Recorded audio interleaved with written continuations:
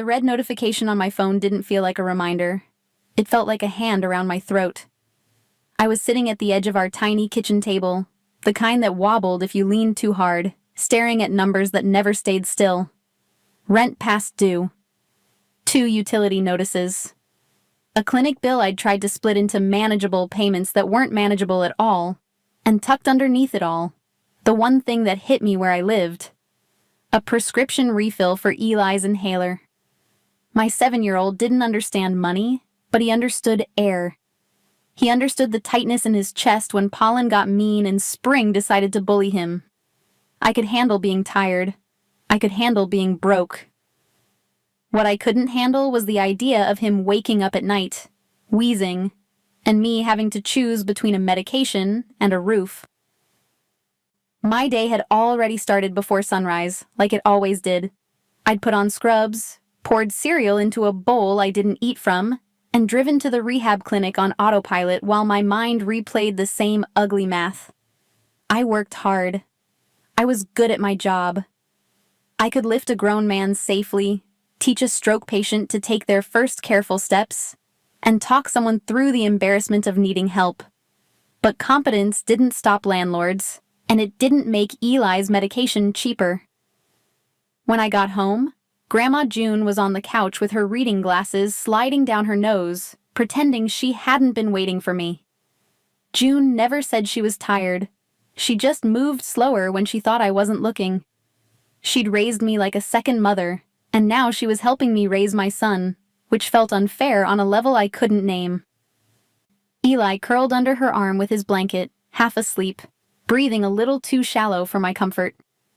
I watched his chest rise and fall, and felt that familiar spike of panic, the one that lived in every single mom like a hidden alarm. I checked his inhaler pouch. Too light. My phone buzzed again. I didn't need to look to know it wasn't good news. It was Trent, Eli's father. The man who had perfected disappearing without ever fully leaving. His messages always arrived like bad weather. Excuses, delays, vague promises, little reminders that I was on my own. Reading them made me feel stupid for ever expecting anything different. I set the phone down without answering, because if I let myself respond, my voice would have cracked, and I couldn't afford to crack. That's when Alyssa Grant's name lit up my screen. Alyssa was the kind of friend who didn't call unless it mattered. Smart, polished, a lawyer who moved through rooms like she owned the air. She'd helped me once before with a custody form when Trent tried to get involved out of nowhere. I answered fast, and I could tell immediately she was choosing her words carefully. She didn't ask how I was. She went straight to what she knew. I was drowning, and I was running out of time. In my head, her offer arrived in pieces, like I had to assemble it while my heart tried to outrun it. A private care contract, live-in, strict confidentiality, no questions. 3 months. The pay made my stomach flip. $50,000. Not a loan, not a maybe. A direct payment for a job that sounded too clean to be safe. I remember staring at Eli's sleeping face while Alyssa laid out the conditions. I remember the way my hand tightened around my phone when she mentioned security, the kind of security regular people only saw in movies. She warned me that they would do a 48-hour background check before I stepped foot inside the property. They would dig through everything, my employment history, my finances, my relationships, even the parts of my life I barely understood myself. And once I was in, I would surrender my personal devices. No phone, no laptop, nothing that could record, trace, or leak. It was the no questions part that made my skin go cold. Caregiving had rules, consent, safety, documentation. But no questions wasn't a rule. It was a muzzle. I asked the question anyway, not out loud so much as inside my own chest. What kind of patient pays $50,000 for silence? Alyssa's pause told me the answer before she even finished. The patient wasn't a billionaire with privacy issues. He wasn't a celebrity hiding from tabloids. He was Dominic DeLuca. Even the name felt heavy. I didn't live in the world that whispered about men like him, but I lived close enough to the city to have heard things. The kind of things people said and then looked over their shoulder. Alyssa didn't give me details, and I didn't press. She explained only what mattered for the job. A car bombing months ago, injuries that left him temporarily paralyzed, and a recovery that demanded round-the-clock care. She also admitted, in the careful way you admit a truth you can't take back, that Dominic had a temper built out of control. And now control had been taken from him. I looked at June. I looked at Eli. I looked at the bills. And I felt my options collapse into one narrow hallway. I told myself I was choosing survival, not danger. I told myself it was only 3 months.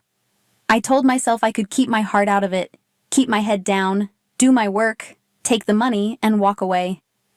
But even as I made that promise, something in me understood the real risk. Not the violence, not the mansion, not the rumors. The real risk was that I would start to care about someone I shouldn't. I didn't sleep that night. I packed quietly while June watched me with eyes that held both pride and worry. I laid out Eli's clothes for the next day like it was a ritual, kissed his forehead, and tried not to let him feel my fear. At 6:15 in the morning, I stepped outside with my bag and my chest full of guilt. A black SUV was already waiting at the curb, engine running, windows dark enough to hide whatever came next. And as I walked toward it, my heart racing, I realized I wasn't just taking a job. I was stepping into someone else's war. The SUV didn't play music. It didn't even feel like a normal car ride. It felt like being transported. The windows were so dark I could barely make out the edges of the city as we left Chicago behind. Streetlights turned into blurry streaks, then into nothing. The driver kept both hands locked on the wheel like he was holding the road in place. A low radio crackle came and went. Not words exactly, more like confirmation sounds, the kind you heard in hospitals when security checked a door. Every time it clicked, my spine tightened. I kept my bag on my lap. Not because I needed it there, but because it made me feel like I still owned something. Inside were a few changes of clothes and the inhaler pouch I'd packed out of habit. Eli's pouch. Bright blue, scuffed on the corner, his name written in permanent marker from the first time I had to send it to school. I should have left it at home. But moms don't pack logically. We pack like emergencies are always around the corner. When the SUV slowed, the air shifted. The road smoothed out. Trees lined both sides like they'd been placed there on purpose. Then the gates appeared, taller than they needed to be. Black metal with cameras perched like birds. Lights swept over the car. A voice came through the driver's earpiece, and the gate opened with the quiet confidence of a place that had never been forced to hurry. The estate sat back from the road like it didn't want to be found. Stone, glass, and dark wood. Beautiful in a way that didn't invite you in. It looked like a decision. The moment I stepped out, the cold cut through my jacket. 2 men moved in sync near the entrance, not casual, not friendly. Their eyes didn't scan me like a person. They scanned me like a variable. I felt my mouth go dry, and I forced my shoulders to stay down.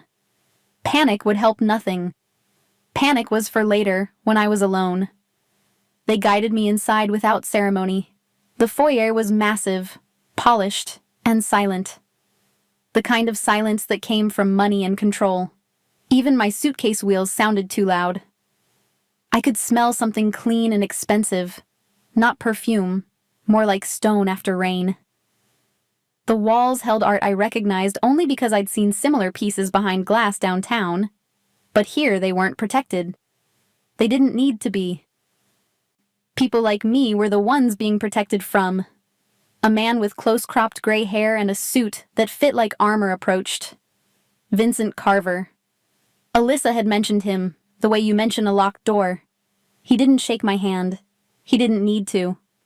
His attention moved over me quickly, finishing an evaluation that had probably started days ago. The intake process began immediately. I handed over my phone, then my backup phone, then the small tablet I used for work notes. They called it privacy protocol, but it felt like isolation. They photographed my ID, scanned my fingerprints, and asked questions in a calm tone that made the questions sharper. Where I lived, where Eli went to school, who had keys to my apartment. I answered carefully, feeling my throat tighten every time I said my son's name out loud in this place.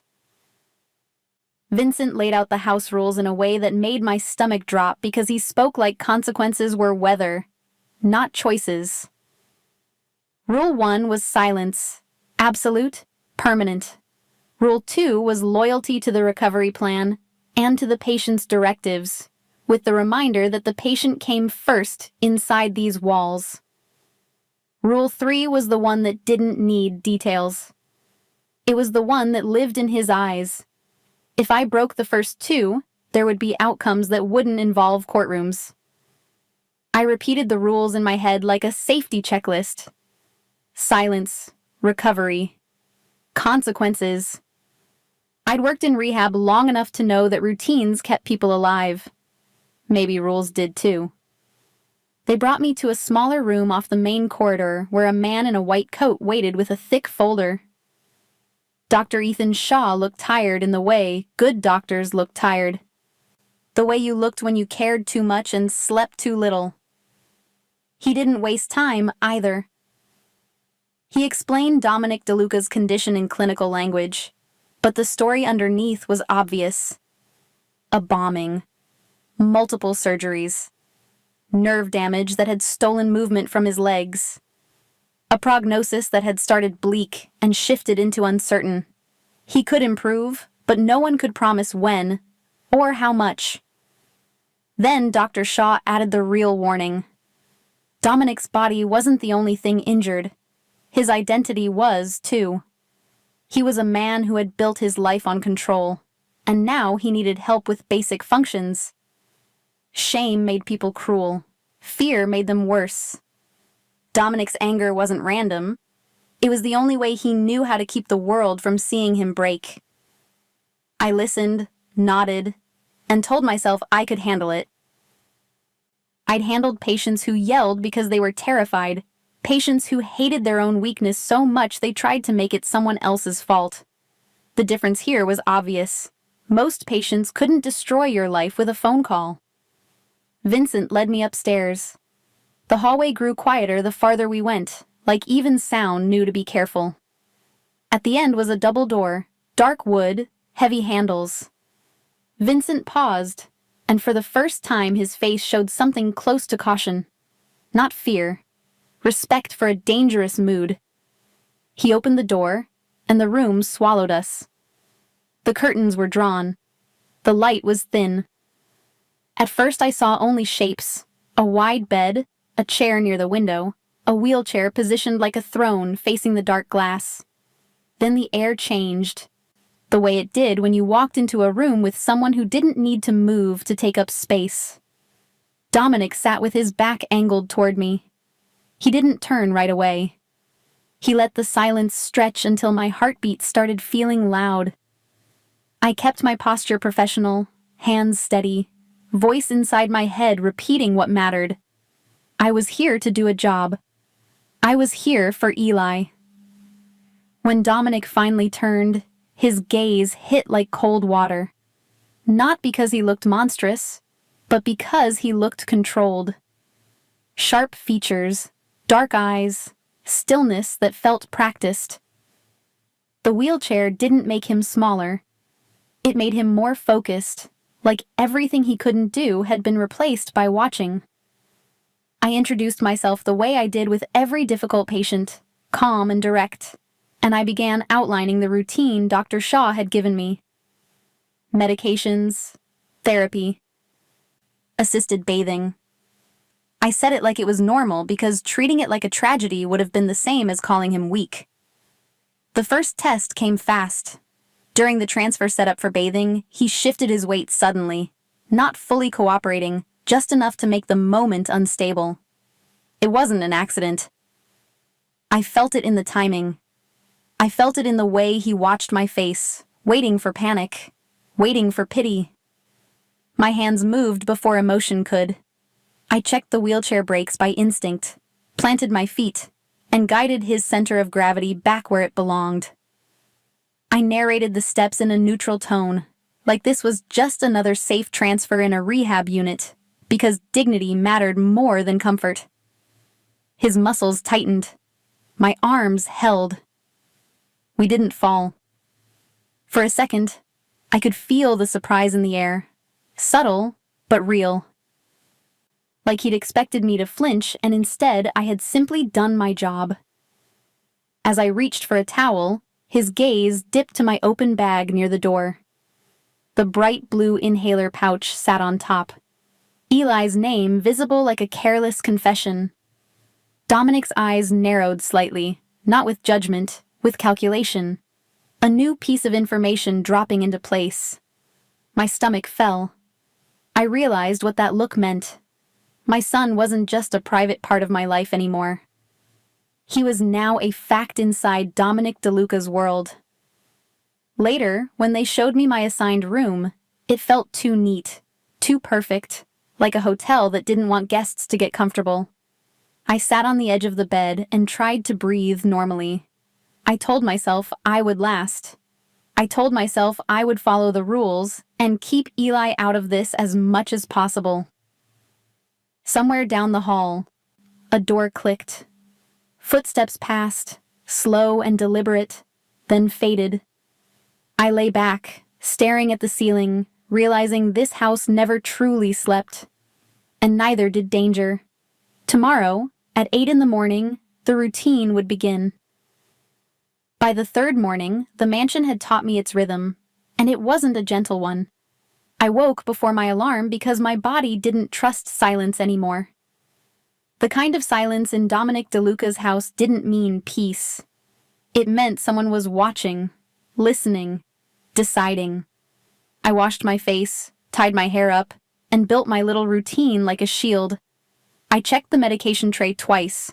I counted doses like prayers. I made sure the transfer belt was where it should be. The wheelchair brakes worked.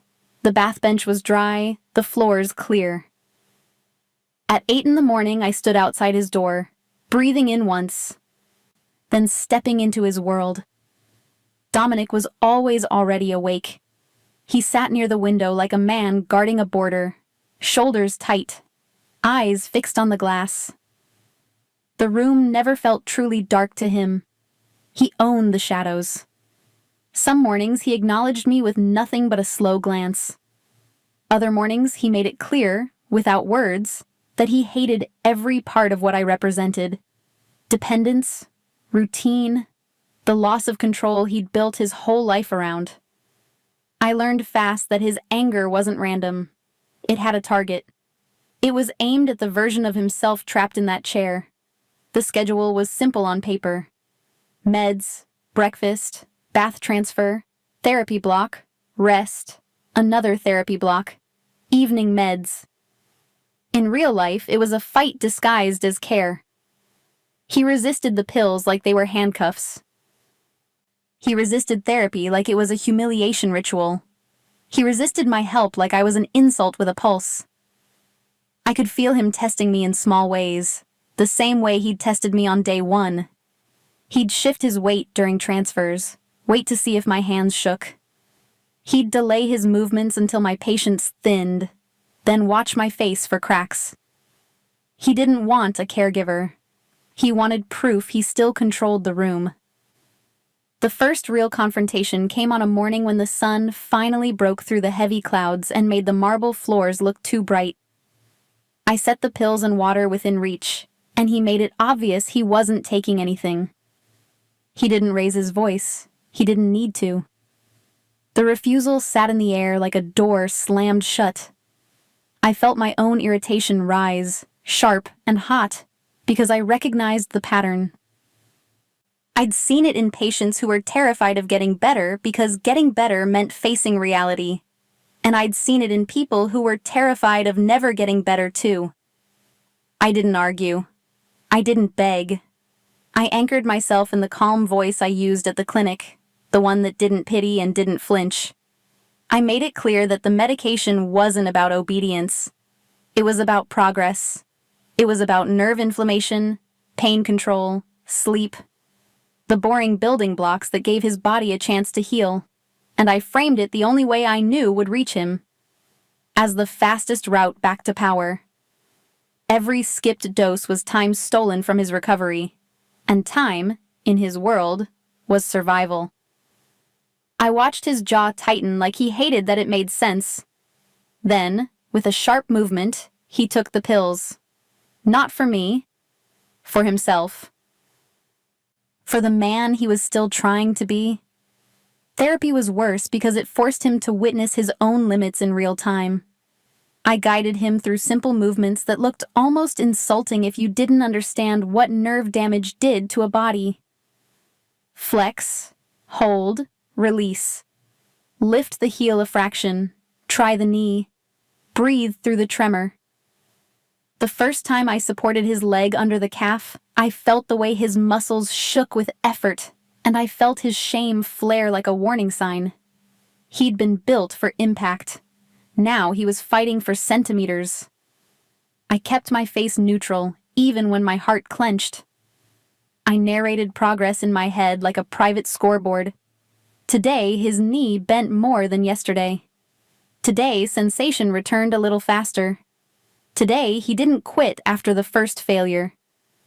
He cursed under his breath, fists clenched, sweat gathering at his hairline. He didn't want encouragement that sounded like comfort. So I gave him facts.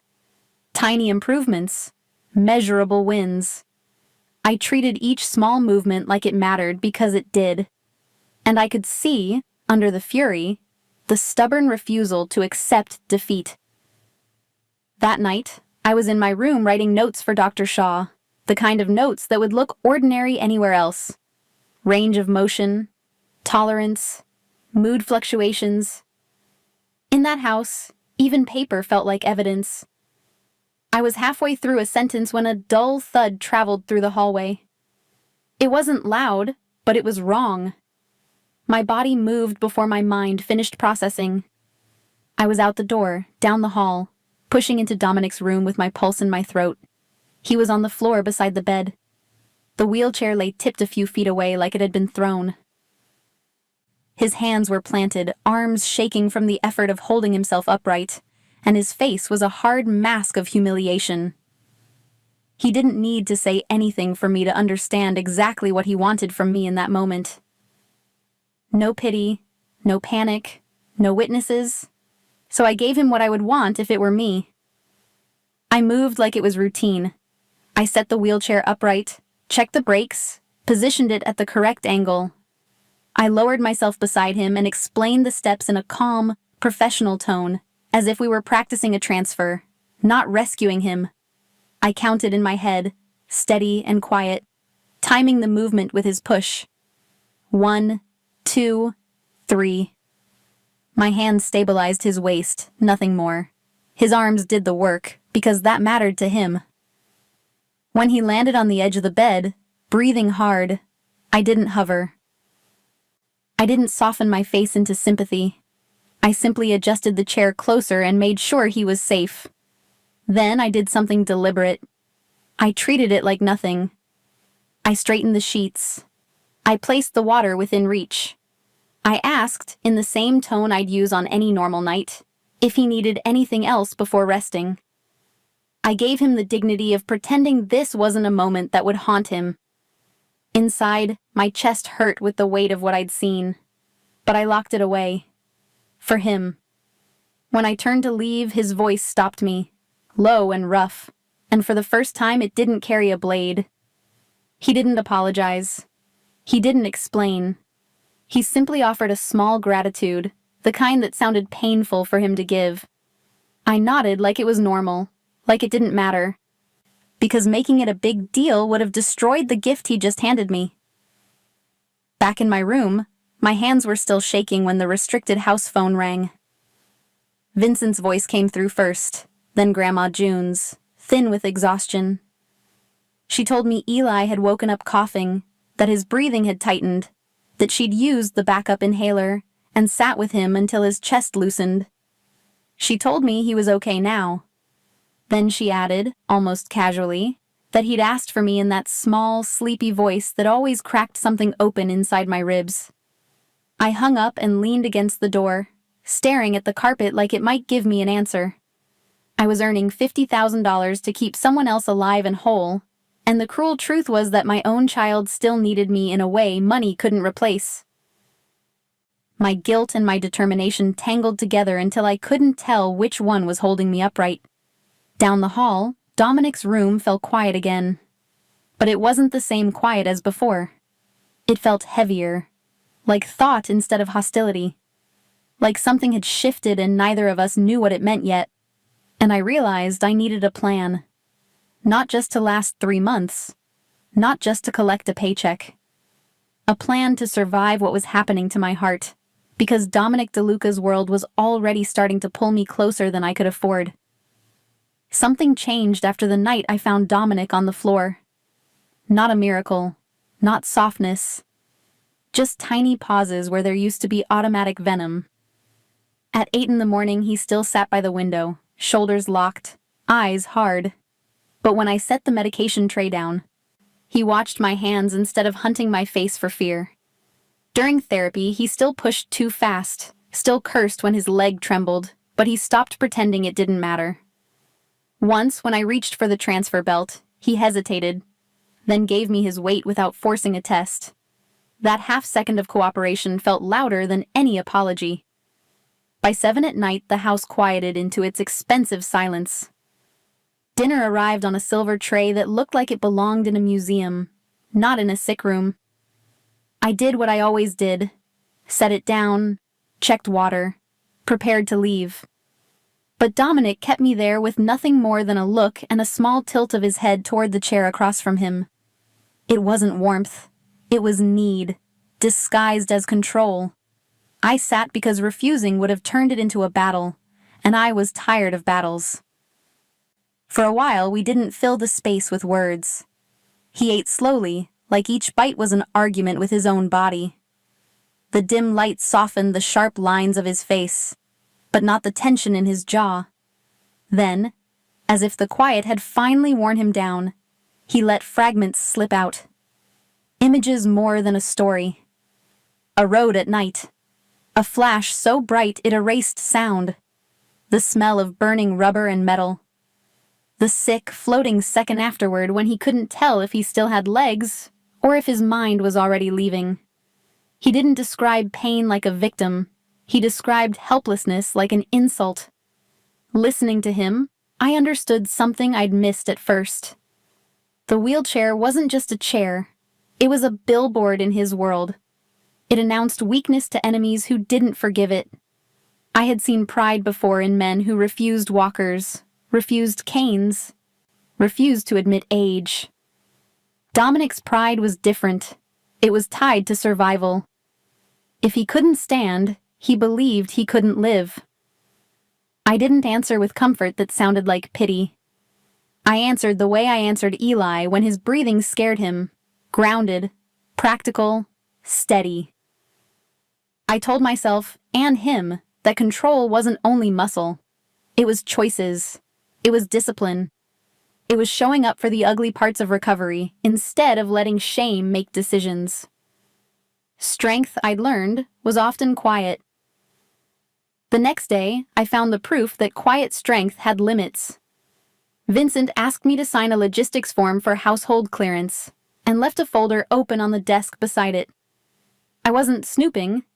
I was reaching for a pen, but my eyes caught my own name typed in bold, followed by a list that made my stomach drop. Address history. Employer contacts, school records. Then another page, Eli Hart. Date of birth, pediatrician name, allergy note, asthma, even June's phone number. Heat rushed up my neck so fast I tasted it. All the tenderness from the night before evaporated, replaced by something sharp and protective. Dominic hadn't just checked me. He'd mapped my child. In my world, that was a violation. In his, maybe it was safety. Either way, it was power touching the most sacred part of my life without permission. I walked back to Dominic's room with the folder pressed against my palm like a warning. My anger sat in my spine, straightening me. I made it clear, in calm words, that I was not an asset, and Eli was not a file. If he wanted my trust, he would ask before touching my life. Protection without consent was just another cage. He listened, eyes unreadable.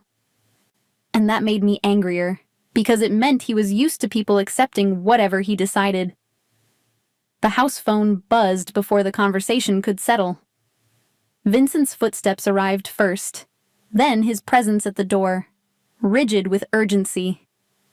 He reported a suspicious vehicle near the outer gate, a car that had circled twice and vanished before cameras could capture a plate. He didn't say the name Silas Moretti, but the air changed like he had. Dominic's face shifted in an instant. The softness from dinner disappeared behind something colder and older. The wheelchair became irrelevant, because power wasn't in his legs. It was in his attention.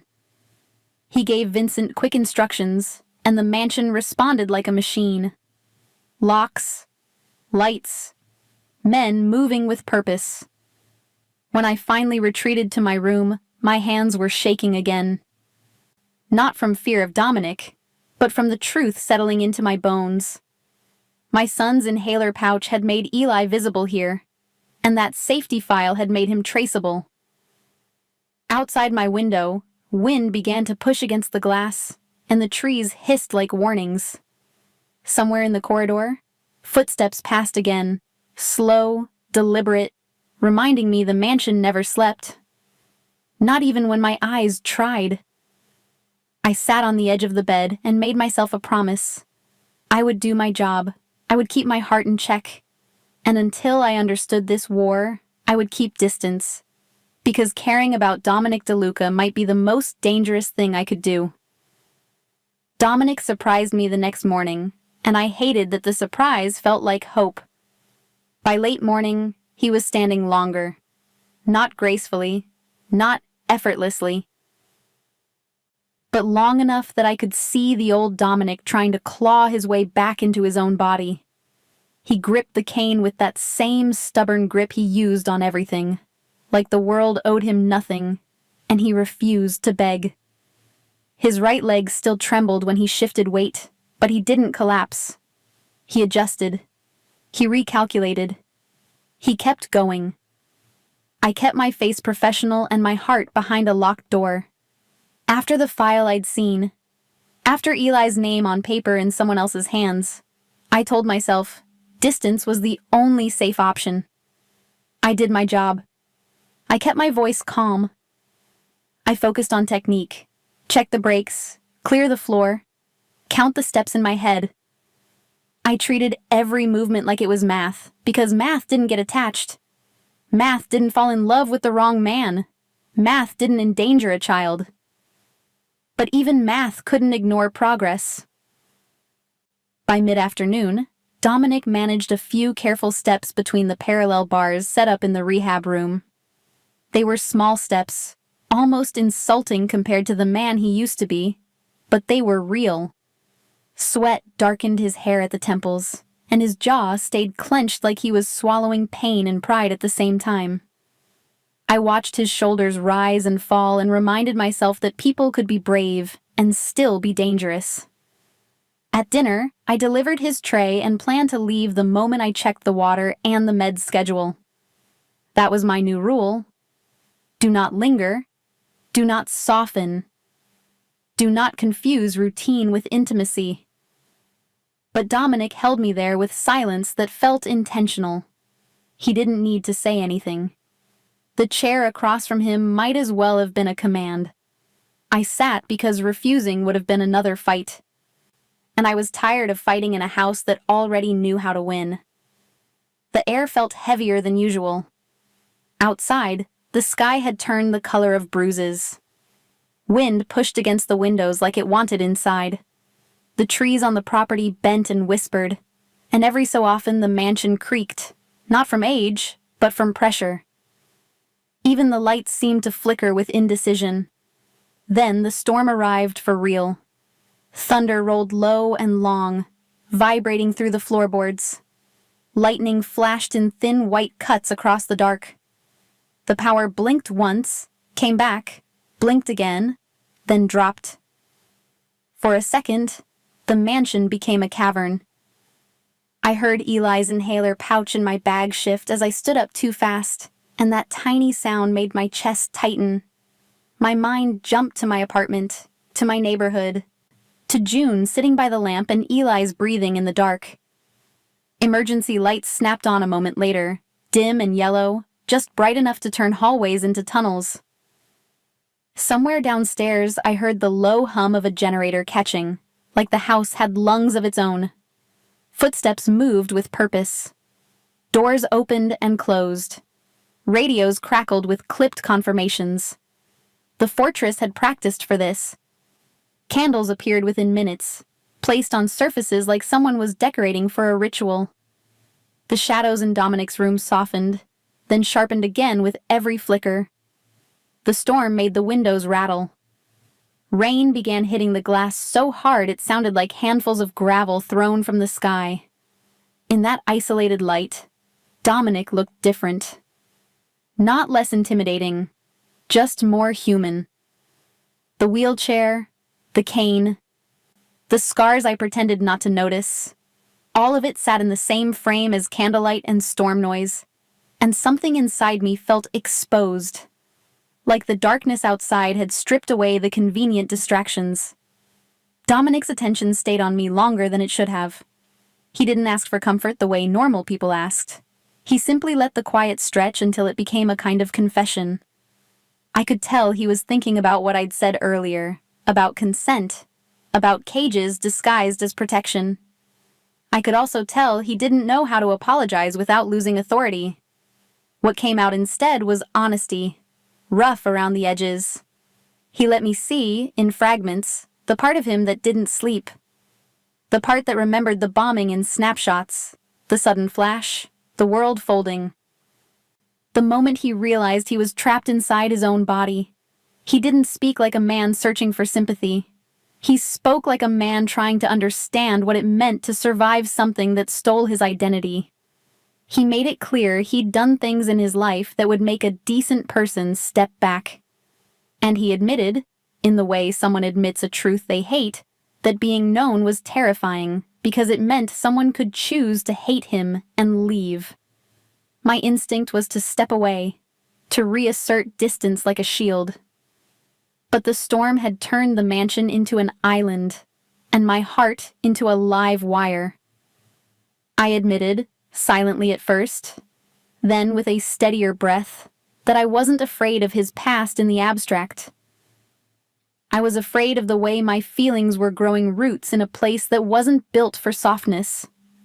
I was afraid because I was a mother. Because if I got pulled under, Eli would go down with me. I made it clear that the scariest part wasn't Dominic's power. It was the way my body reacted to his presence even when my mind screamed for caution. The space between us felt smaller without either of us moving. For a moment, it felt like the storm had taken everything else away and left only one choice: keep pretending or stop lying. I could feel myself leaning toward a line I'd sworn I wouldn't cross, not physically but emotionally. The kind of leaning that happens before you even realize you've stepped forward. And then the door opened. Vincent appeared, his expression tight, candlelight carving harsh angles into his face. The way he stood made my stomach drop before my brain caught up. He didn't need to raise his voice. He didn't need to dramatize. He delivered information the way you deliver a verdict. Silas Moretti was moving. The suspicious vehicle wasn't just curious, it was a probe, and something in their perimeter report suggested the storm wasn't the only cover being used tonight. Dominic shifted instantly. I felt the whiplash like physical force. The softness vanished, replaced by that cold, controlled leadership that made the air feel thinner. He gave Vincent quick directives, and the mansion responded like a machine tightening bolts. More footsteps, more radio clicks, more doors sealing. I stayed in the corner of the room, candlelight trembling on my hands, realizing the truth that wouldn't let go. The tenderness I'd seen was real. So was the war. And if the safest place I'd ever been started feeling like a cage, what did that make the world outside?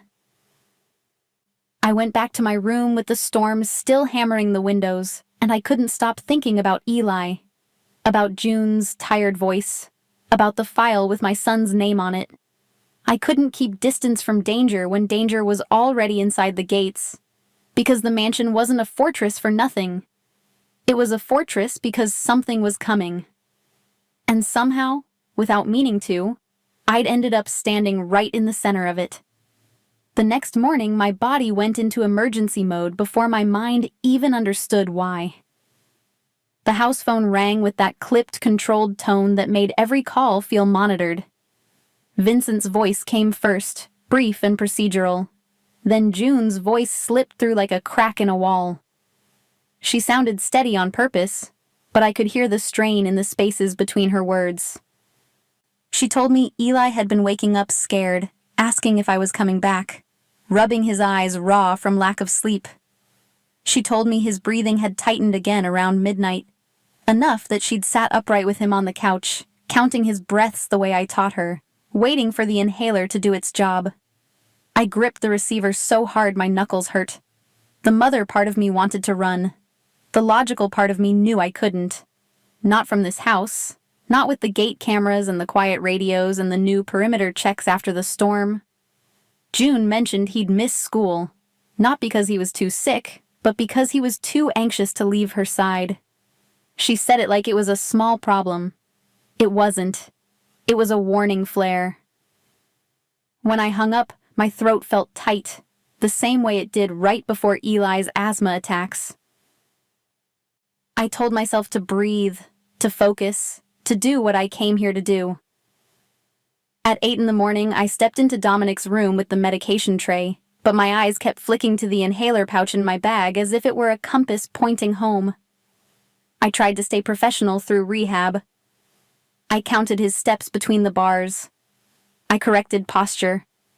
I tracked sensation return. But my brain was split down the middle. Half of it watched Dominic's knee tremble. The other half pictured Eli coughing in the dark, eyes wide, asking where I was.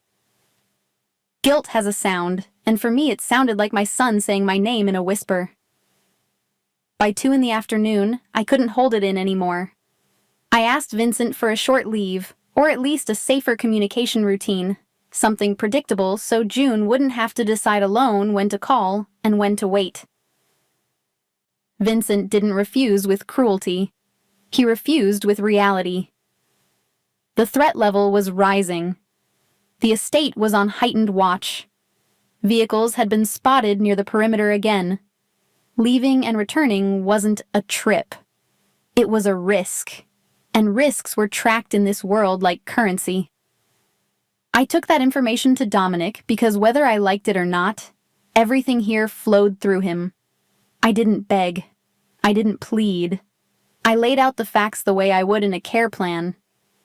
Eli's asthma, his anxiety, June's limits, and the simple truth that a child couldn't be parented through a locked gate. Dominic listened in that still way of his, the way a man listens when he's deciding what to control and what to surrender. His solution arrived fast, and it hit me like both relief and insult. He offered to bring Eli here. Not into Dominic's wing, not into the center of the fortress, but into a secured guest area on the far side of the property. A separate entrance, separate staff, strict movement rules. Security that would make a normal parent call the police, but in this place it was treated like a blanket. He framed it as protection. He made it clear that if Eli was inside these walls, no one would reach him. My first reaction was a wave of relief so strong it almost made me dizzy. Then came the second reaction, the one that burned. Dread. Because bringing Eli here meant admitting my life now touched Dominic's world. It meant my son's bedtime stories, his inhaler, his school backpack. All of it would exist under cameras and protocols, and men who didn't smile. What would you do if the safest option felt like a cage? I didn't have time to answer that question before Trent forced his way back into my life. He didn't show up in person because Trent was too careful for that, but his messages arrived through June like poison. June shared them in a tired, apologetic way, like she hated being the messenger. Trent had apparently heard I'd come into money. He didn't say how he heard it. He didn't need to.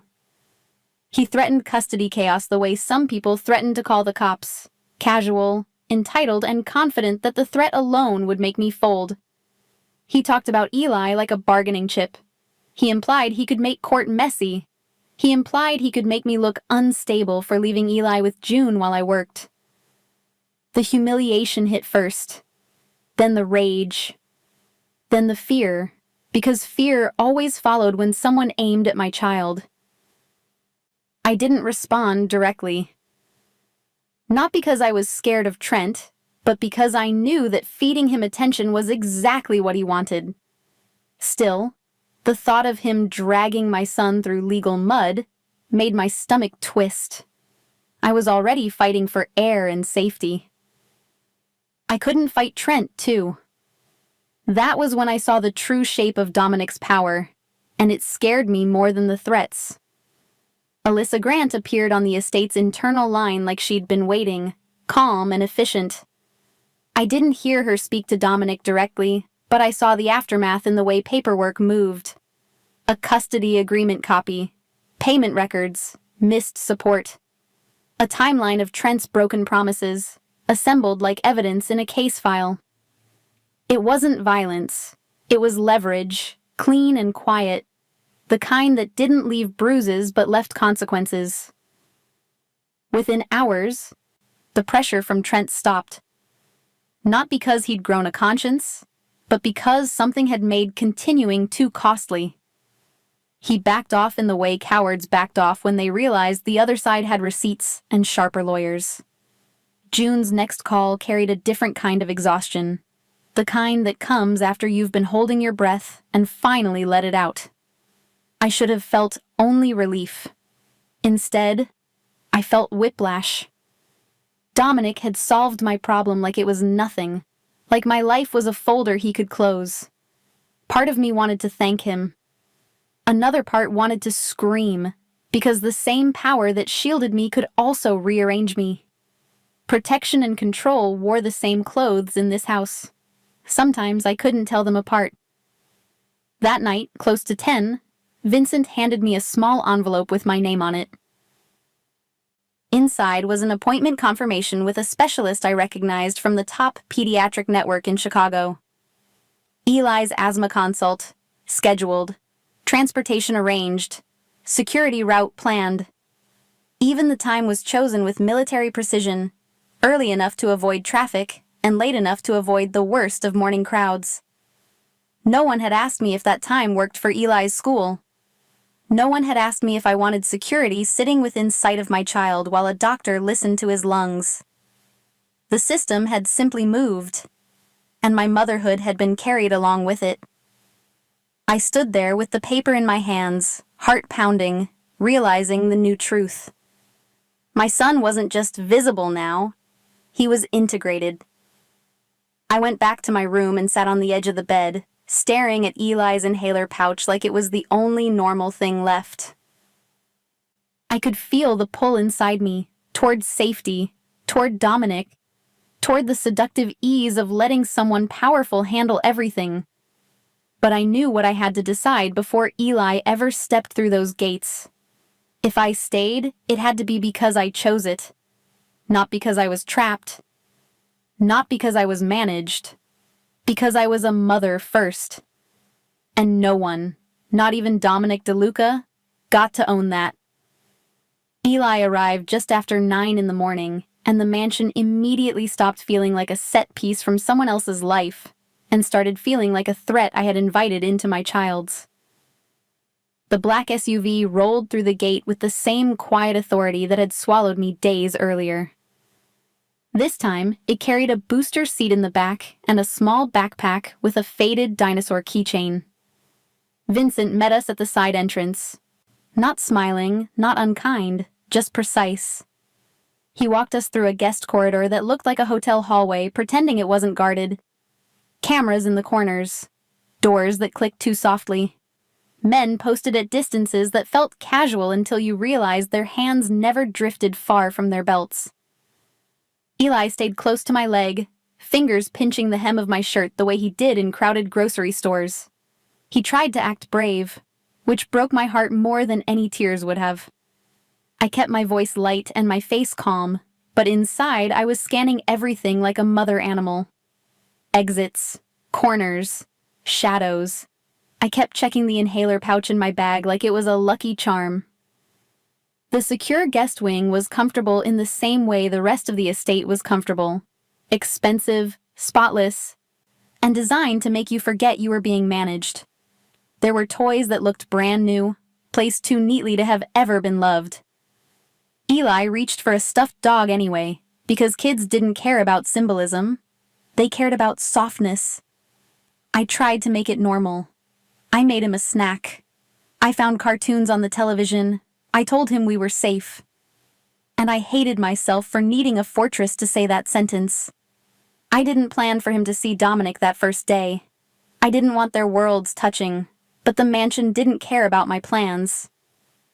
Later, when I walked Eli down the hall for a short stretch, we passed an open doorway leading toward the rehab room. Dominic was there, seated near the parallel bars, cane resting against the wall, posture tight like he was still fighting gravity with sheer will. Vincent and another guard lingered farther back, giving him space the way people gave space to a storm. Eli slowed, curiosity pulling him forward before fear could stop him. I felt my whole body tense, ready to scoop him up and turn around. But Eli didn't run. He didn't stare like a kid watching something scary. He simply looked, quiet and serious, and then looked back at me as if he'd noticed something I hadn't named out loud. He didn't see a monster. He saw a man who looked tired. That was the moment that shifted the air. Dominic noticed Eli, too. His gaze flicked over him and then landed on me. For a heartbeat, I expected irritation, a demand, a cold question. Instead, Dominic's face went still in a different way, like he was swallowing something sharp. He didn't move toward us. He didn't call us closer. He didn't make the moment about his authority. He simply watched. And in that restraint, I saw something that unsettled me more than dominance ever had. He cared what my son thought. Eli squeezed my hand and kept walking, and I realized my chest was aching. I wanted Dominic to stay a safe distance from Eli's life, but I also wanted, against every rule I'd given myself, for Dominic to be the kind of man who could stand in the same room as a child and choose gentleness without being asked. That night, after Eli finally fell asleep in the guest bed, I sat on the edge of the mattress listening to the house breathe. The generator hum was steady. The halls weren't loud, but they weren't quiet either. There were always footsteps, always doors, always a murmur of radio confirmations. Safety had a sound here. It sounded like control. Around 11 at night, I heard the soft knock that wasn't really a knock, more like a presence asking permission without expecting refusal. I stepped into the hallway and saw Dominic at the far end, leaning on his cane, moving slowly but deliberately. He looked different in the dim light, still intimidating, still sharp, but quieter. Less like a boss, and more like a man who hadn't slept in years. He didn't say much. He didn't have to. The way he held himself told me he'd been thinking. About the storm, about the perimeter alerts, about Eli, about the boundary I'd tried to build like a wall between us. I could feel it in my own chest too, that restless awareness that had been growing since the night I found him on the floor. It wasn't just attraction. It was recognition. Two people who had survived different kinds of fear, standing too close to the same fire. I told myself to stop it. I told myself Eli was sleeping down the hall and that should be enough to shut down anything reckless. But feelings aren't polite. They don't care about bedtime routines or moral logic. They show up anyway, demanding to be acknowledged. Dominic made it clear, without dramatic words, that he couldn't stop thinking about me. Not the nurse version of me, not the professional who counted steps and checked breaks, but the woman behind it. The mother who carried guilt like a second spine. He didn't speak like he was flirting. He spoke like someone confessing a weakness he hated. And when I admitted, in my own quiet way, that I was thinking about him too, it felt like stepping onto ice that could break under both of us. The space between us narrowed, not because he grabbed me, but because I stopped backing away. The first kiss wasn't a scene from a movie. It was softer than I expected, hesitant at the start, like both of us were waiting for the universe to punish us. It tasted like fear and relief at the same time. It lasted only seconds before reality rushed back in, cold and hard. I pulled away with my breath shaking, and my mind flooded with everything that mattered more than my heart. My son sleeping nearby, my life balanced on a contract, the truth that Dominic's world didn't hand out happy endings without a cost. I could see it in Dominic's eyes too. That flash of regret mixed with refusal, like he knew it was dangerous and he still couldn't make himself want it less. We didn't get to process it. A sharp sound echoed from the hallway, followed by quick footsteps and a low, urgent murmur. Vincent appeared with two men, faces tight. They didn't look at me like a person. They looked at me like a security breach. They had found something in the wall near my assigned room, a small device tucked behind a vent cover, the kind of thing you'd never notice unless you were trained to notice everything. It wasn't imagination. It wasn't paranoia. It was proof that someone inside this estate was feeding information to someone outside it. My stomach turned to ice. Eli was here. My son was here, asleep in a wing I was supposed to believe was secure, and the house had just admitted it had been listening. Dominic's reaction was immediate and controlled. The tenderness from moments ago vanished like it had never existed. He became cold leadership in a single breath, issuing orders that made the hallway move. Men spread out. Doors locked, radios lit up with coded confirmations. I stood there, hands trembling, feeling both protected and trapped. Then Dominic did the thing that made my throat tighten with panic and gratitude at the same time. He moved us, me and Eli, without explaining everything. A different corridor, a deeper wing, more locks, more guards. Safer, according to his system. And as I watched the door shut behind us with a heavy final click, one truth settled into my bones. I wasn't just his nurse anymore. I was leverage, and if someone was willing to plant ears inside this house, they weren't coming for Dominic's money. They were coming for what he cared about. And now, painfully, that included my son. The safer wing was supposed to calm me down. Instead, it made me jumpier. Because now I knew the house could be compromised and still look perfect from the outside. I tried to build a normal morning anyway. I lined up Eli's cereal, checked his inhaler pouch, and smoothed his hair like that could smooth the world. I let cartoons play at a low volume while I packed snacks into a small zip bag, the same way I used to do before school. But here, even breakfast felt supervised. Cameras sat in corners like quiet insects. Doors clicked with that soft final sound that reminded me of locks. Eli asked questions in the innocent, careful way kids ask when they sense adults are scared. I answered with a calm voice and a stomach full of alarms. By 9 in the morning, the pattern of the house felt slightly off. A guard rotated early, and the replacement didn't move with the same familiar rhythm. A hallway that was usually busy with staff felt too empty, like everyone had been told to disappear. When I passed a wall monitor near the service corridor, I caught a glimpse of a dark sedan on the perimeter feed, the same shape I had seen 2 days earlier near the outer gate. It was there for only a moment before the camera angle shifted, but my body remembered it. My heart started beating like I was the one running. I reminded myself that this was what protection looked like here.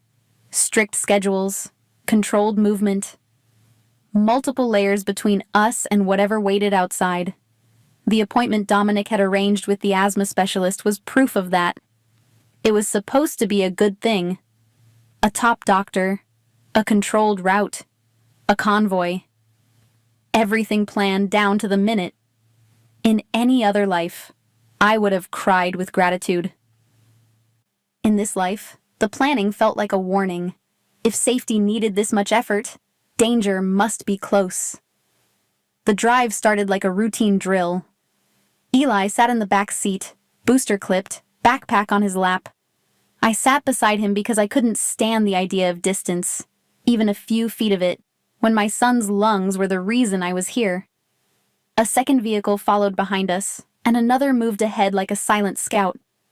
I watched the passing trees and tried to breathe normally, telling myself that this was controlled, that this was safe, that I was doing the right thing.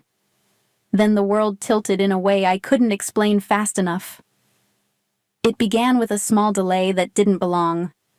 A stoplight that lasted too long. A delivery van angled oddly near the curb.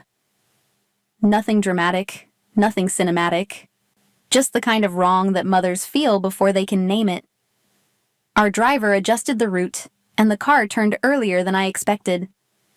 I saw a side street that looked too quiet, and the hair on my arms lifted as if my skin had its own intelligence.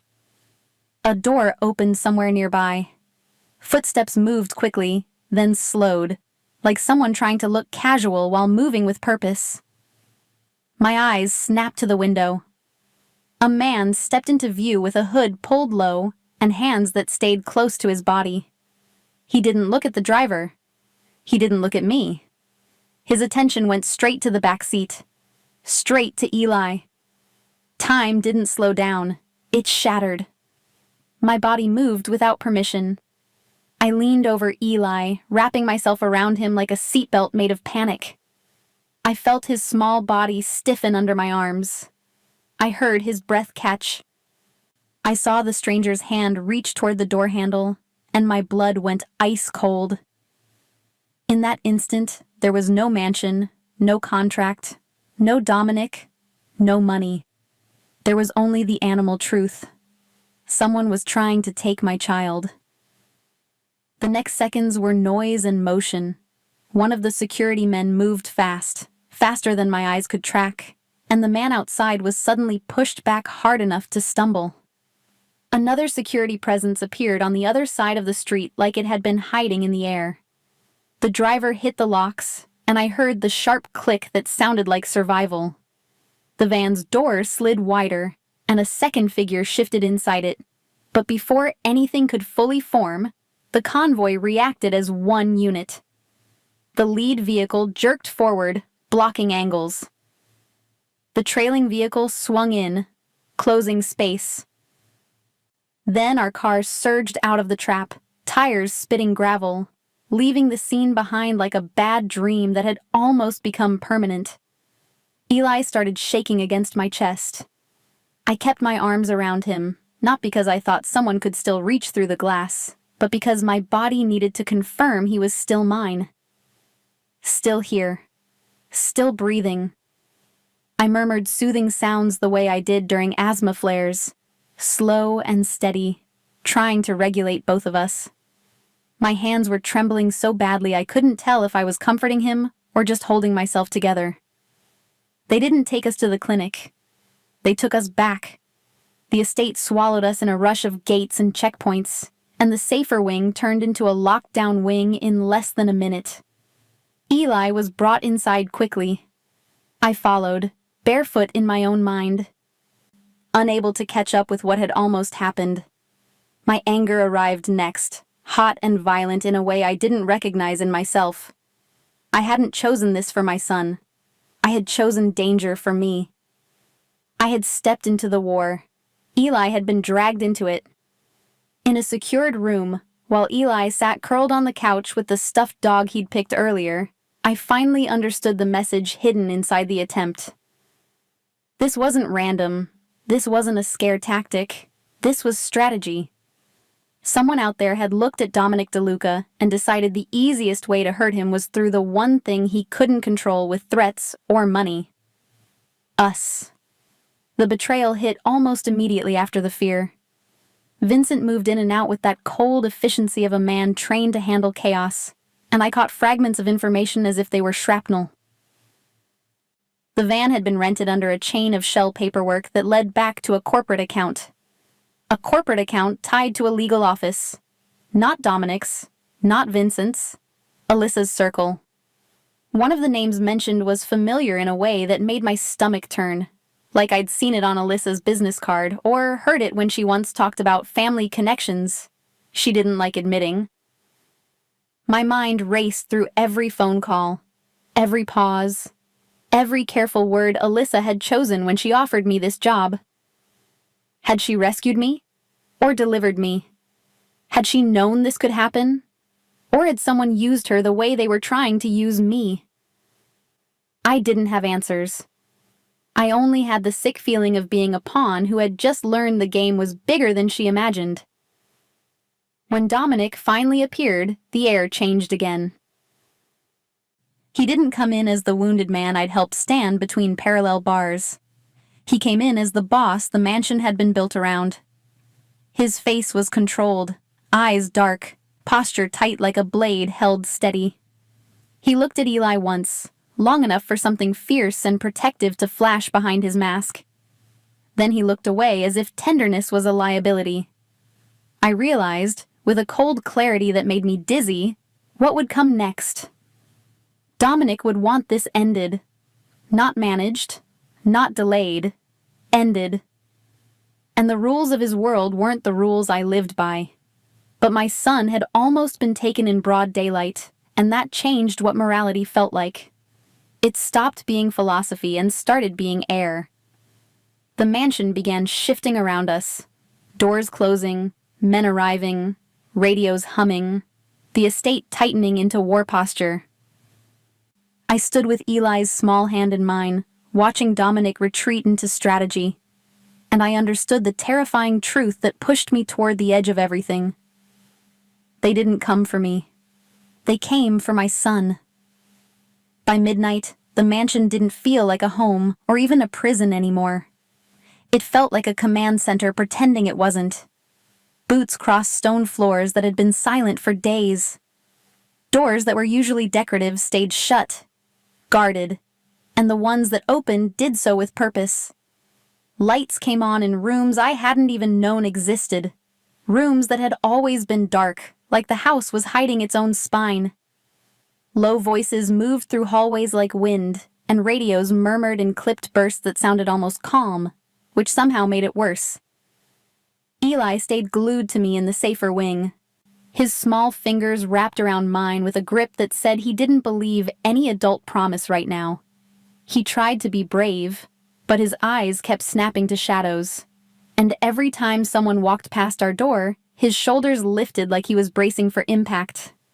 I checked his inhaler pouch so many times it became a tick. Air. Always air. June's voice came through the restricted line around 1 in the morning, steady in the way only grandmothers could be when they were scared. She didn't ask me for details. She didn't add panic to an already burning room. She reminded me, gently and firmly, that Eli didn't need a fortress. He needed me present inside my own skin. She told me not to disappear into Dominic's world just because it was loud. It was the kind of advice that sounded simple until you tried to live it. I watched the estate shift from protection to preparation. Vincent moved like a metronome, always on time, always controlled. Men arrived through side entrances and service halls. Papers appeared on trays. A wall monitor near the corridor flashed camera angles and street maps, and times I wasn't meant to memorize. Somewhere downstairs, a table became a battlefield without anyone ever saying the word. Dominic entered that space like he had never been injured at all. He didn't limp, not in the way I expected. He moved with the cane like it was a tool, not a weakness. His face was the version of him the world feared. Calm, cold, and emptied of softness. The tenderness I'd seen before, during rehab, during the storm, was gone behind a locked door. And that hurt in a way I hated myself for. I hated that I wanted comfort from a man trying to keep my child alive. I tried to confront him anyway, not with pleading, but with the only power I still had, my boundaries. I refused to be moved like cargo. I refused to let Eli become a security concern without also being a kid. I made it clear, through steady insistence and the way I held my son close, that consent mattered even in emergencies. Especially in emergencies. If Dominic was going to protect us, he had to protect our dignity too. He listened, but he didn't soften, and the distance made me spiral. I felt abandoned in the exact moment I needed reassurance. Then shame followed immediately, because what kind of woman expects warmth in the middle of a war? Still, I couldn't stop the ache.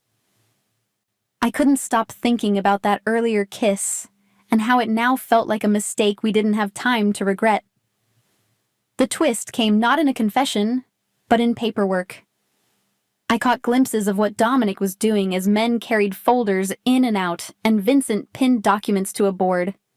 There were bank names, corporate shells, real estate holdings. There was a spreadsheet with arrows and highlighted payments that looked like a blood trail made of numbers.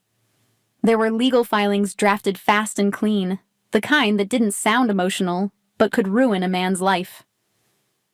Dominic wasn't reaching for violence first. He was reaching for containment. I realized it when I saw Alyssa's name on a header, along with a firm I recognized from downtown billboards. The same Alyssa who had offered me this job. The same Alyssa whose circle now looked suspicious. Her involvement here didn't feel like a rescue or a betrayal yet. It felt like a tool Dominic was using carefully, maybe even reluctantly. Pressure through courts, freezes through banks, surveillance through accountants and city permits. The strategy was built to make Silas Moretti choke without spilling a drop of blood. And Dominic was doing it because of me. Not because he suddenly believed in mercy, but because he understood what I couldn't live with. He was trying, in his own harsh language, to respect my values. That stunned me. It was easier to picture Dominic as a ruthless force than as a man choosing restraint. It was easier to hate him than to realize he was changing in ways that could get him killed. For a moment, hope slipped in like a quiet thief. If he could win without brutality, then maybe Eli could be safe without me drowning in guilt. Maybe the fortress could become a bridge instead of a cage. Maybe I hadn't dragged my son into an ending written in violence. Then the plan broke. It didn't explode. It simply failed the way professional threats failed, cleanly, efficiently, like someone had been waiting for it. A critical camera feed went dark. Not the whole system, just one corridor, one angle, long enough to matter. A call came in on the radio, and Vincent's posture changed by a fraction. A fraction was all I needed. The air tightened. Silas moved anyway. The asset freeze that was supposed to pin him down didn't pin him. The legal pressure that was supposed to scare him didn't slow him.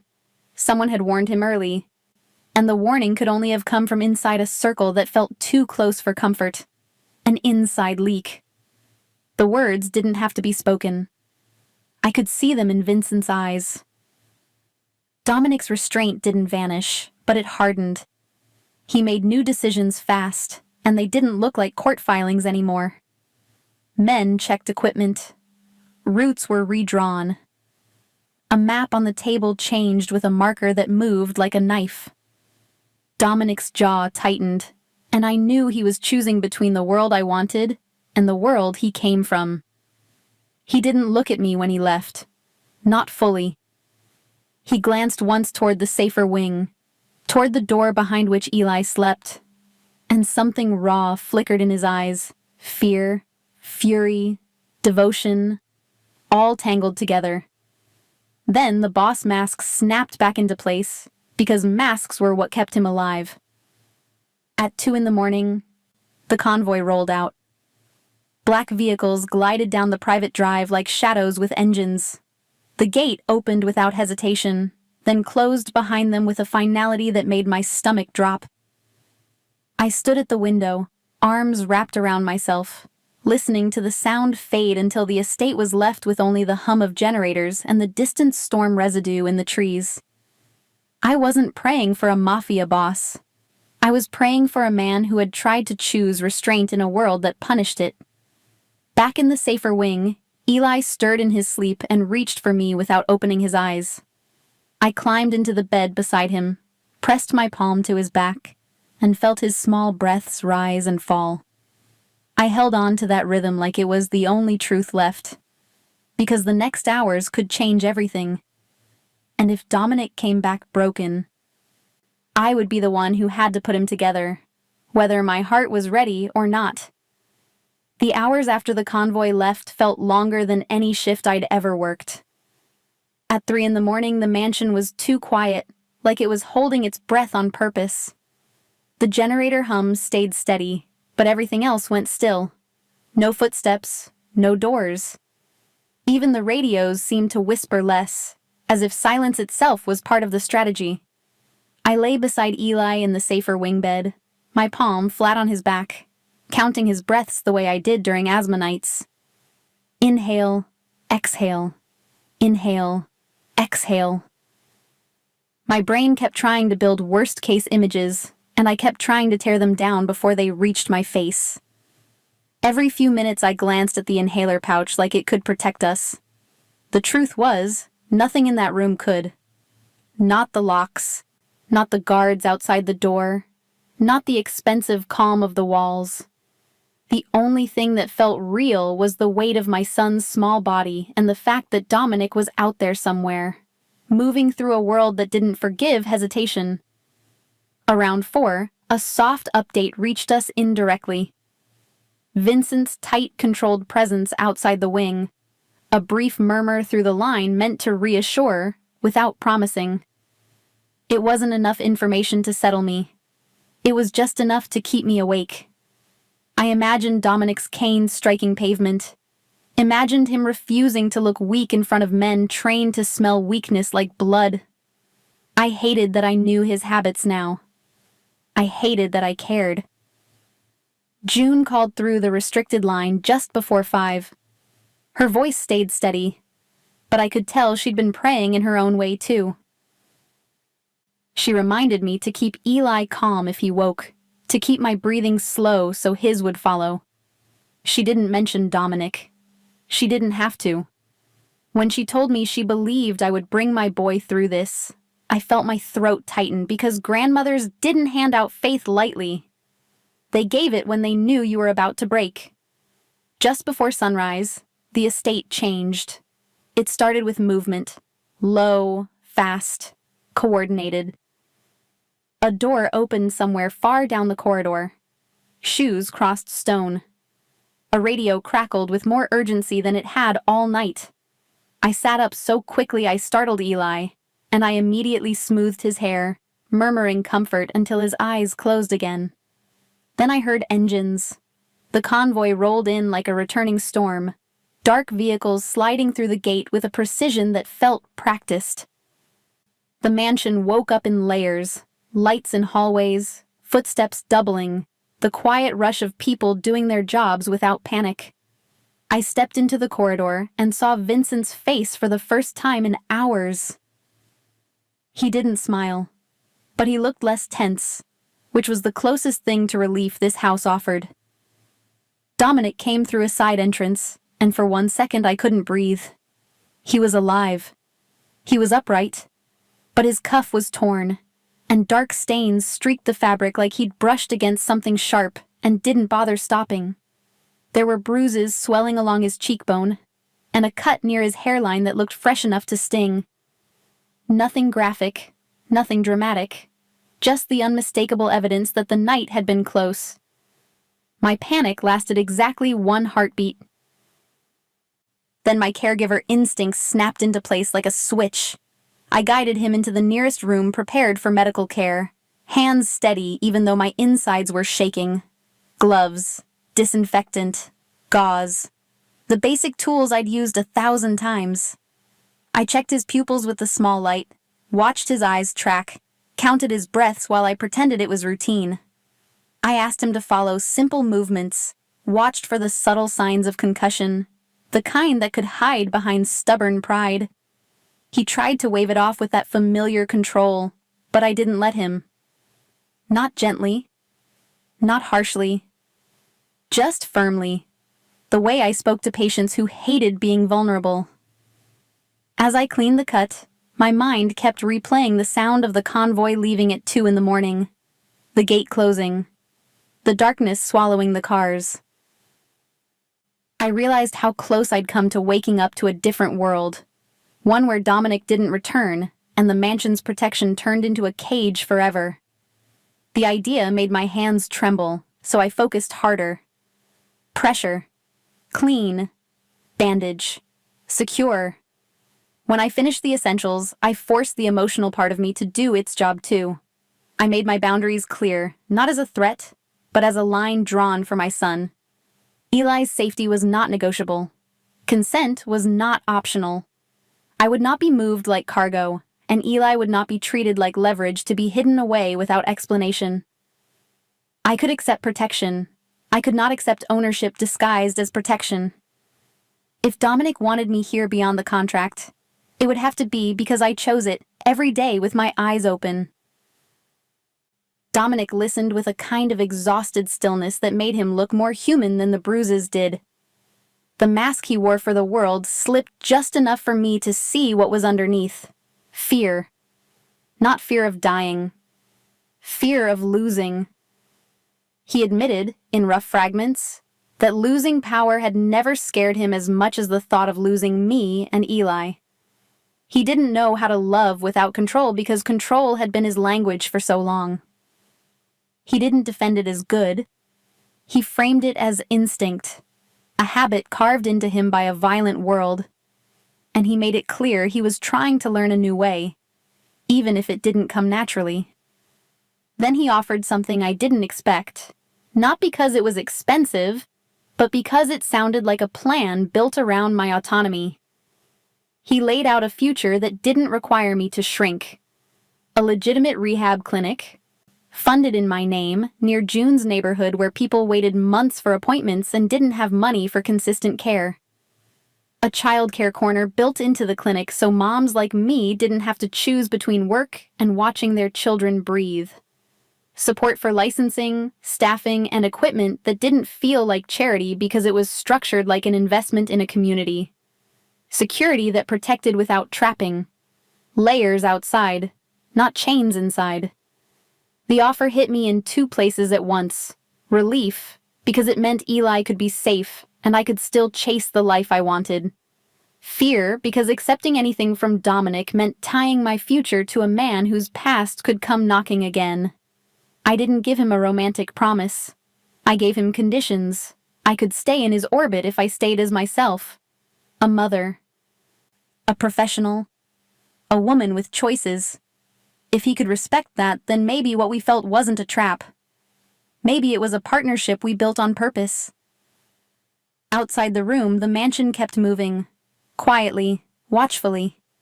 The immediate threat felt quieter, but it didn't feel gone. It felt like it had stepped back to study us, the way predators did when they didn't get what they wanted the first time. As the sunrise light crept through the windows, I realized the next phase wasn't just surviving the night. It was building a life from the dark. And somehow, that felt even harder. Months later, the mansion still had cameras, still had gates, still had that quiet hum of power under everything. But the fear wasn't the center of my day anymore. It was just a background noise I'd learned how to turn down. My mornings started the same way they always had, even before all of this. I woke up around 6 in the morning, checked Eli's breathing before I checked my own phone, and packed his backpack like it was a promise. The difference was that Eli started sleeping through the night again. Not perfectly, not every single night, but enough that the shadows under his eyes faded. He laughed more. He stopped flinching at every unexpected sound. His inhaler pouch stayed close, but it stopped feeling like a ticking clock. June moved into a rhythm too. She didn't have to pretend she wasn't exhausted anymore because she wasn't carrying everything alone. She still acted like she didn't need help because that was who she was, but I caught her humming while she cooked, and I knew that meant her nervous system was finally unclenching. Safety changes people in quiet ways.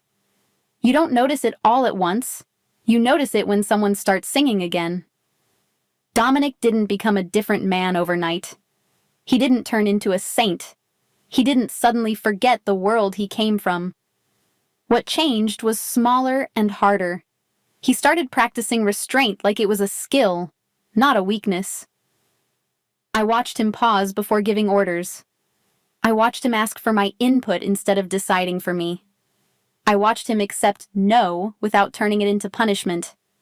Those changes didn't make headlines, but they made a home possible. And then there was the clinic. At first it was just a plan on paper, a way to prove I wasn't trapped in someone else's life, but plans only matter when they survive the boring parts. So I lived in the boring parts on purpose. I toured spaces in June's neighborhood, the kind of strip mall units that looked forgettable from the street but held real potential inside. I measured doorways for wheelchair access. I counted parking spots. I checked whether a lease allowed medical equipment deliveries. I met with a contractor who spoke in timelines and permits and shrugged like delays were normal. I learned quickly that building something legitimate was its own form of warfare, just quieter. Dominic funded it, but he didn't place his name on it like a stamp of ownership. The paperwork carried mine. The decisions came through me. When vendors tried to speak to him instead, he redirected them with a calm that made it clear the clinic was not his trophy.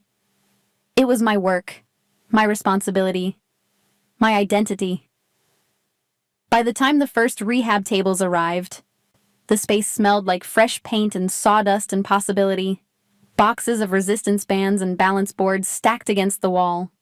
A shipment of simple weights that looked unimpressive until you remembered how much courage it took for someone to lift anything again after a stroke or an accident. I hired a receptionist who reminded me of June when June was younger, sharp and kind at the same time. I interviewed 2 physical therapists and chose the one who talked about dignity more than profit. The childcare corner was the part people didn't understand until they saw it. A small enclosed area with washable mats, books, and a low table where kids could draw while their parents learned how to walk again. It wasn't fancy. It was practical. It was the difference between a mother missing appointments and a mother healing. It was the piece of the clinic that felt like my real signature. Eli loved it instantly. He called it my work fort, like it was a castle built out of mats and crayons. He started coming after school, doing homework at the small table while I finished notes. Sometimes Dominic would stop by after dinner, not to control anything, but to observe quietly.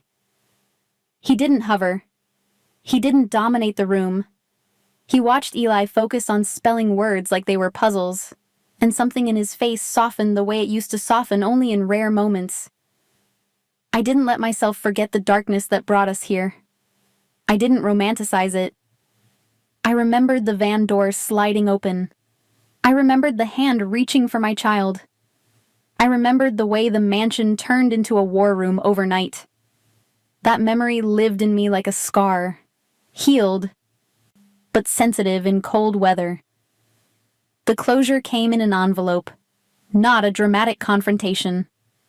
Alyssa delivered it through the proper channels, careful and quiet. Proof that Trent had taken money tied to Silas Moretti's pressure network. Not a cartoon villain check with a big label on it, but a chain of transfers that made sense only when you traced them. Small amounts. Timing that matched his sudden confidence about custody threats, messages that hinted he'd been coached on what to say and when to say it. My anger rose fast, hot enough to shake my hands. For one long minute, I understood exactly why some people in Dominic's world chose revenge first. Rage feels clean when you're hurt. Rage feels like power. But then I looked at Eli, sitting on the clinic floor with his stuffed dog, calm and safe, and my anger changed shape. I didn't want Eli growing up inside my vengeance. I wanted him growing up inside my choices. So I chose legal closure. Alyssa filed what needed to be filed. The court saw the evidence. Trent lost the ability to weaponize custody the way he'd threatened. He didn't get destroyed. He got limited, supervised, contained by law. It wasn't satisfying in a dramatic way. It was satisfying in a mother way. It kept Eli's life stable. It kept my life mine. Dominic supported it, even though I could feel his instincts pulling him toward harsher options. The fact that he held those instincts back, on purpose, was the most meaningful proof of change I'd ever seen. It told me he wasn't just protecting us. He was respecting us. That's the part people misunderstand about happy endings. They think it's fireworks and perfect timing and somebody sweeping you into safety. My ending was quieter. It was Eli breathing easily on a school morning. It was June laughing with the receptionist while folding flyers. It was Dominic standing in the corner of my clinic, letting me lead, letting me build. It was me realizing I didn't have to trade my independence for love, and I didn't have to trade love for my identity. Dignity healed faster than pity. I'd seen that in patients, and I'd seen it in Dominic. Protection without consent was just another cage, no matter how expensive the locks were. And love, real love, wasn't possession. It was boundaries honored, choices respected, and the daily decision to become safer for the people you care about. If you were in my shoes, single mom, desperate bills, a dangerous offer that could save your child but change your whole life, what would you do? Would you take the job?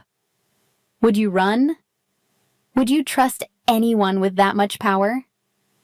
If this story hit you anywhere in the chest, please like, share, and comment. I read them, and I want to know what you would choose.